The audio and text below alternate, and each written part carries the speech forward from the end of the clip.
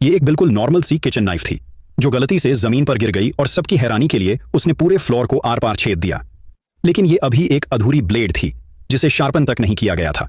असल में हुआ ये कि जब शियाओ सॉन्ग कुकिंग कर रहा था तो उसने गलती से एक चेस्टनट को काट दिया जो स्टील से भी ज्यादा हार्ड थी, और उसी पल उसकी नाइफ टूट गई। ये कोई बहुत वैल्यूएबल नाइफ नहीं थी, लेकिन ये उसके अप्रेंटिस डेज से उसके साथ थी, इसलिए शियाओ सॉन्ग बहुत अपसेट हो गया। उसी समय आरू को अपने फादर की छोड़ी हुई एक फूड लिस्ट याद आई जिसमें दुनिया के सबसे पावरफुल स्वॉर्डस्मिथ्स में से एक मिल्क का जिक्र था। नाइफ को रिपेयर करने के लिए आरू ने तय किया कि वो शियाओ सॉन्ग को लेकर मिल्क के पास जाएगा, लेकिन वहां पहुंचना आसान नहीं था। उन्हें 20,000 स्टेप्स चढ़कर उसके डोर स्टेप तक पहुंचना था। सुबह से शाम तक क्लाइंब करने के बाद भी वो आधा रास्ता ही तय कर पाए थे। शियाओ सॉन्ग पूरी तरह एग्जॉस्टेड हो चुका था और आगे बढ़ने की ताकत नहीं थी, इसलिए उन्हें रात वहीं रुकना पड़ा। अगली सुबह अचानक स्टेप्स पर वाइल्ड बीस्ट्स आ गए।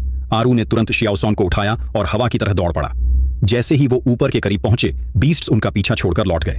पता चला कि वो मिल्क के रेजिडेंस तक पहुंच गए थे, लेकिन जैसे ही शियाओ सॉन्ग ने दरवाजा नॉक करने की कोशिश की, एक तीखी सोड ऑरा ने उन पर वार कर दिया। पीछे मुड़कर देखा तो लेवल 20 का एक वाइल्ड बीस्ट खड़ा था। वो ऑरा इतनी तेज थी कि उसने जानवर के बाल तक उड़ा दिए और डर से वो क्रीचर भाग गया। उसी समय एक रहस्यमयी आदमी उनकी तरफ आया और खुद को मिल्क बताया। शियाओ सॉन्ग और आरू शॉक्ड रह गए, क्योंकि अफवाहों के मुताबिक मिल्क एक बहुत ह्यूज आदमी था जो डेंजरस जगहों पर जाकर तलवार बनाने के लिए मटेरियल्स ढूंढता था और जिसके शरीर पर अनगिनत स्कार्स थे। लेकिन उनके सामने खड़ा ये आदमी कहानियों वाले मिल्क से बिल्कुल अलग दिख रहा था, जिससे आरू को उसकी आइडेंटिटी पर शक हुआ।